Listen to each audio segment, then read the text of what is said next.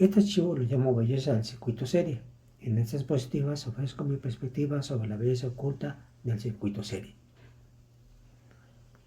Inicia con unas preguntas, donde se puede decir que la idea principal es aprender para resolver un problema. Tal como se menciona, siéntete privilegiado de ser ingeniero. Tiene como objetivo mostrar el lado bonito, el lado bello, el lado de la aplicación del circuito compuesto por dos resistencias de configuración serie y conectadas a la fuente de energía.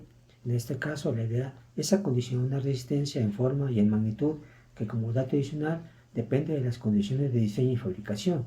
El cómo se hará, el cual se consigue modificando los posibles estados resistivos de la otra resistencia. Ahora, nos apoyamos en la información que resume el comportamiento de magnitud de voltaje y corriente.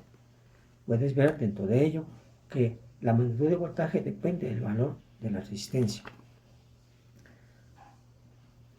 La información que tenemos nos lleva a la siguiente pregunta. ¿Qué significa que el voltaje sea proporcional a la resistencia?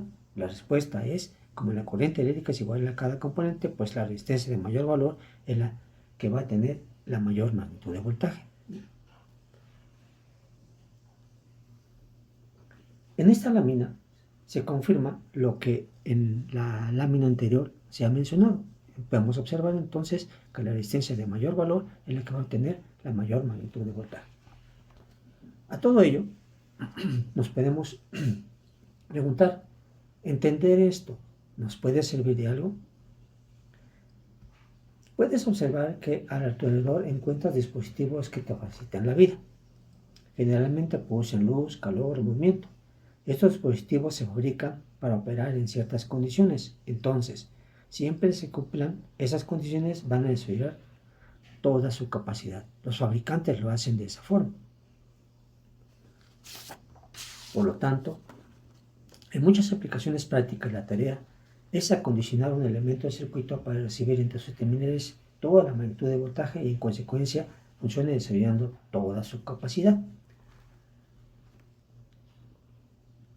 Aquí es donde se muestra la maravilla del circuito, donde la pregunta forzada es, ¿cómo conseguir que el dispositivo en un momento tenga toda la magnitud de voltaje y en otro instante no lo tenga?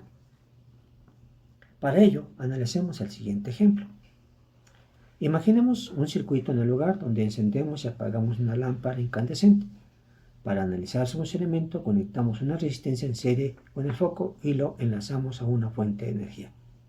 La resistencia que hemos colocado puede asumir dos estados de operación, una con un valor muy alto y una con un valor muy bajo, en donde al tener un valor muy bajo, pues significa que puede pasar toda la corriente y por lo tanto vamos a buscar encender esa lámpara.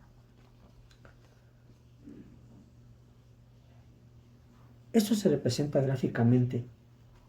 Como lo puedes observar, hemos colocado una resistencia en serie con la lámpara y conectados a la vez a la fuente de energía. Aquí hemos colocado entonces un instrumento para medirle la magnitud de voltaje.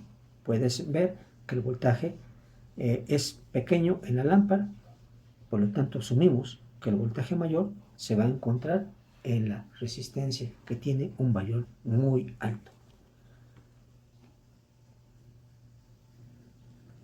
¿Qué sucede entonces si nosotros forzamos a que la resistencia se tenga un valor bajo? Pues notamos que la lámpara va a encender porque va a recibir todo el voltaje entre sus terminales.